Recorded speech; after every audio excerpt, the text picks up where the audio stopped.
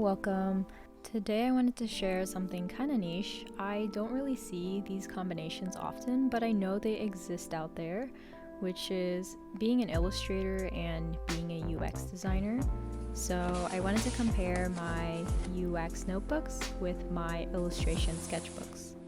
I also know a lot of illustrators and artists who are looking to get into the tech industry, and so UX naturally is something that they're interested in. So this video is also for you. I think it's just like a sneak peek into what the UX world looks like. I think vice versa, if you're a UX designer and you want to get into illustration, this is a sneak peek into an illustrator's art book. Okay, so I'll start with my illustration books only because I started out as an illustrator and I was doing graphic design before I did UX design. So this is actually a sketchbook that I found on the ground, and the first page has notes from the owner, but I did repurpose it for sketches and illustrations for my first published book. Not to plug, but you can find the book internationally. It's at local bookstores, in art stores, and museums, and you can find it under the How to Draw Cute series. So there's 5 now. The 6th one is coming out this summer.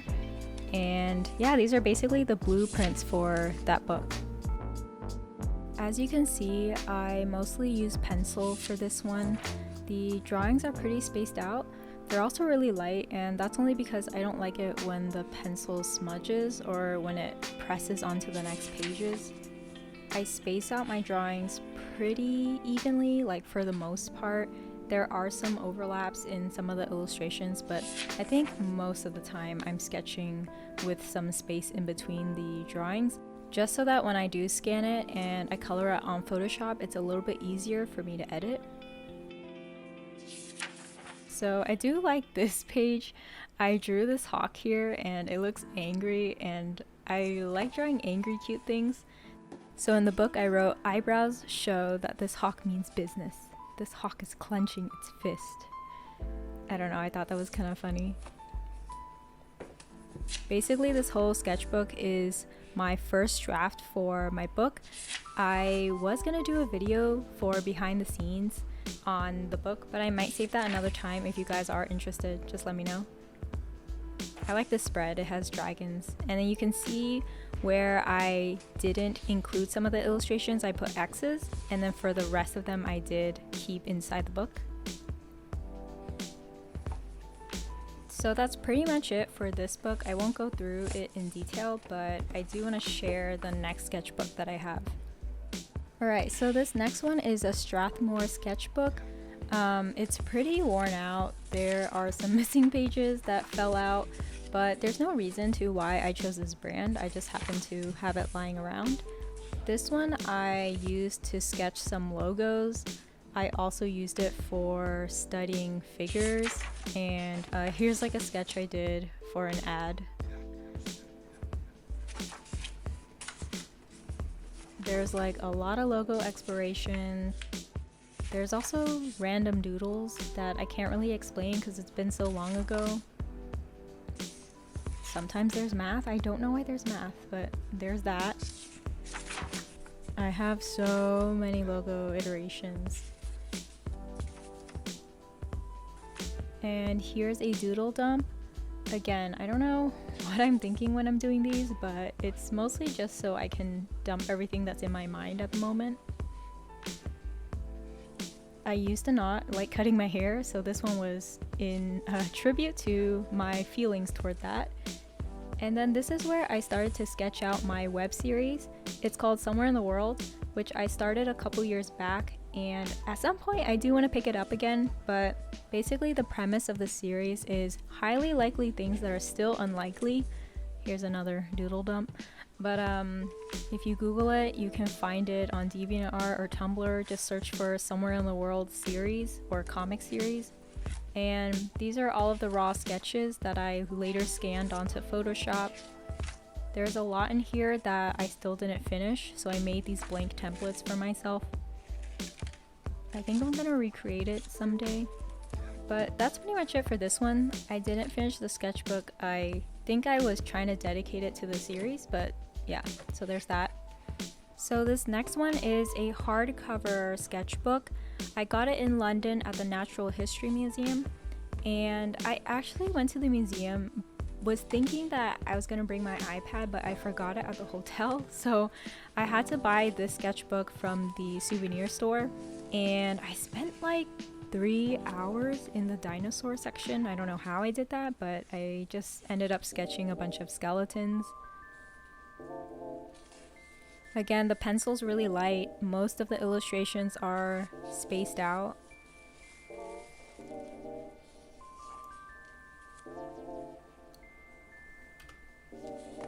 And then this section was when I got back home to the States and I just started sketching things that were in my apartment. I did some figure drawings. I really like sketching with pens too. I feel like even if I mess up, I just kind of go over it again. And here's some studies of weird anatomy humans. I wish I practiced more people, but I often switch between people and humans, and I feel like because of that switch I end up not really excelling in one area. But I feel like a lot of artists say that. They're like, oh, I don't have a style. I'm definitely still looking for my own style.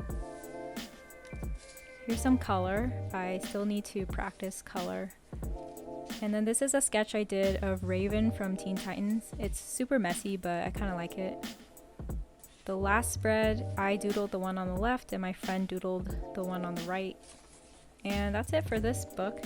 It still has a lot of empty pages, which I'll fill up at some point. Okay, so now I want to share my UX design sketchbooks. This one is another hardcover. I got it from Blix, which is an art store, and I really like this sketchbook only because the pages are a lot thicker, so I can use marker, I can use darker pens. For some reason in this one I wrote it starting horizontal, but as you can quickly see, it's pretty messy compared to my illustration sketchbooks. I have sticky notes everywhere, I have notes everywhere. There's also less illustrations and it's more like sketches of wireframes or these boxes and squares that represent an app or a screen. Most of the pages are also going to look pretty similar just because the contents are notes and wireframes. There are doodles here and there, and that's because I just like to fill the negative space. I don't like too much space for some reason, I just like filling up the page. If there are any designers watching this, I'm curious what your sketchbook looks like, because I know a lot of people have different ways of taking notes and also different ways of sketching out their wireframes, but this is how I take my notes. So I'm just going to flip through. Most of the pages are the same. I'm not going to go through each one of them. And even if I did, I don't think any of the notes make sense, especially if you don't work on the project. So reading it doesn't really mean anything.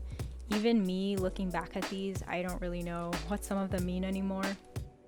Alright, so this next notebook is a soft cover and it is pretty worn out. The spine is all cracked.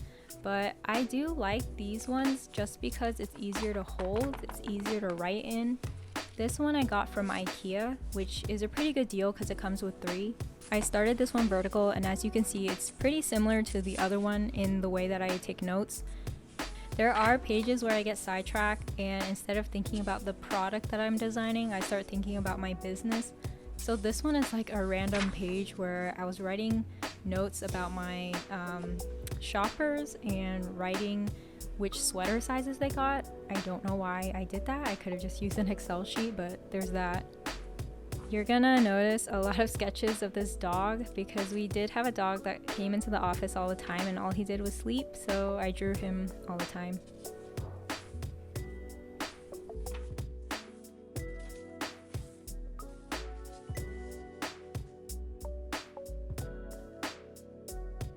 You'll see this drawing often. It's a series that I wanted to start called Your Dumb Face. I concepted it like a couple years ago. At some point I will publish it, but there's a lot of ideas within this notebook for that character. Another dog. There's also some pages where I changed my marker into a different color. That's probably because I lost the black one, or I just couldn't find it or something, misplaced it, so sometimes I'll write in different colors. Alright, so this last one here is also a soft bound. I don't remember where I got it. I think it was from a design event, so I probably got it for free.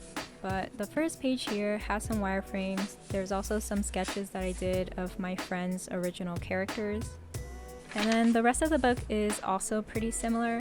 For this one, I did primarily use a thinner pen, only because the pages are thinner and so I can't really use the darker marker. But I like both. I think the thicker pen allows me to fill up more space and it feels more bold, but then the thinner pen allows me to do more sketching and also more detailed designs. So like here I have some illustrations of products.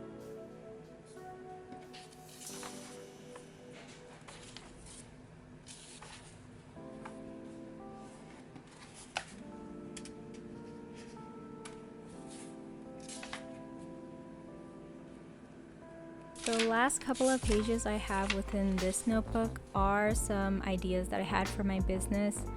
Like this page I sketched out for my convention planning. So when I wanted to plan out what my table would look like at conventions or festivals. And then these last pages again are notes for my business, more your dumb face sketches. And yeah, that's it for my UX sketchbook. I do have more UX notebooks and illustration sketchbooks, but if you guys want to see more, let me know.